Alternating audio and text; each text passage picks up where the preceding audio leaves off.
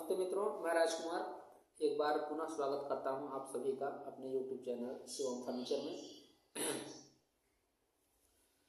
पिछले वीडियो में हमने देखा था कि सत्यार्थ प्रकाश के 8वें समोल्लास तक हमने इसका वर्णन पढ़ा था।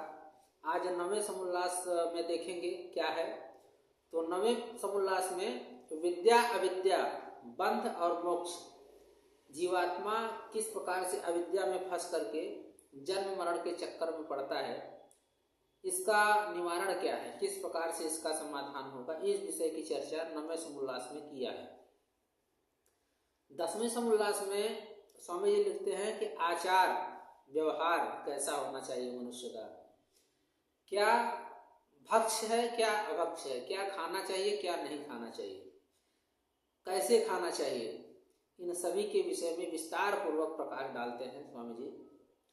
फिर आगे देखेंगे 11वें समोल्लास में स्वामी जी आर्यावर्त अर्थात भारत देश के अंदर जो भी मत पंथ संप्रदाय विद्यमान हैं, उन सभी के अंदर जो भी बातें सृष्टि नियम के विरुद्ध हैं, वेद के विरुद्ध हैं, आर्ष ग्रंथों के विरुद्ध है, उनका वेद के आधार पर खंडन करते हैं और कहते हैं ये चीज असत्य है, इसका त्याग करके सत्य का ग्रहण करना चाहिए प्रत्येक भारतीय मनुष्य को, या पृथ्वी पर जो भी मनुष्य हैं उन सभी के लिए यह नियम लागू होता है कि असत्य का त्याग और सत्य का ग्रहण करना चाहिए।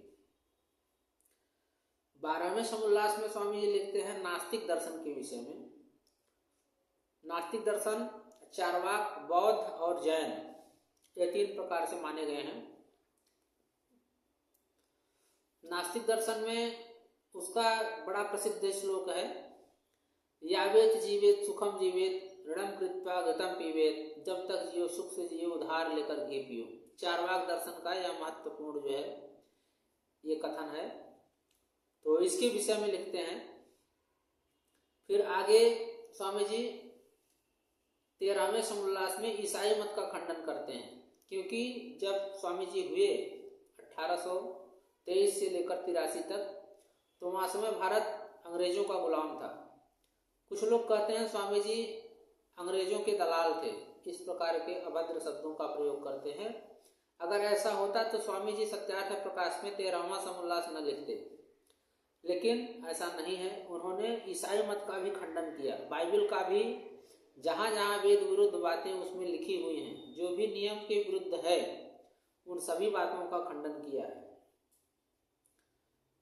14वें समोल्लास में कुरान के विषय पर स्वामी जी ने लिखा है, जो जो बातें कुरान में सृष्टि नियम के विरुद्ध हैं, चमत्कारिक बातें हैं या फिर वेद के विरुद्ध जो बातें हैं, उन सभी बातों का खंडन स्वामी जी ने वेद के आधार पर किया है। फिर आगे स्वामी जी अपना मंतव्य लिखते हुए कहते हैं कि ब्रह्मा से लेकर के जैमिनी पर्यंत ऋषि मुनि जो भी मानते आए हैं, मैं उन सभी की बातों को यथावत स्वीकार करता हूँ। अर्थात उनका कोई अलग से अपना चलाने का मत पंथ संप्रदाय जरा क्लेश मात्र भी उनकी इच्छा नहीं थी।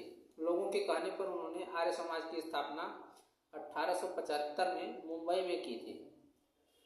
तो इस प्रकार से हमने भूमिका में जाना कि इस पुस्तक में 14 समोल्लास हैं और क्या क्या किस समोल्लास में लिखा हुआ है।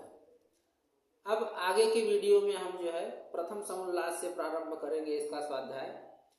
तब तक के लिए आपको बहुत बहुत धन्यवाद, आपने कीमती समय निकाल करके इस वीडियो को देखा। अगर कुछ मन में शंका हो तो आप कमेंट कर सकते हैं, लाइक कर सकते हैं, शेयर कर सकते हैं।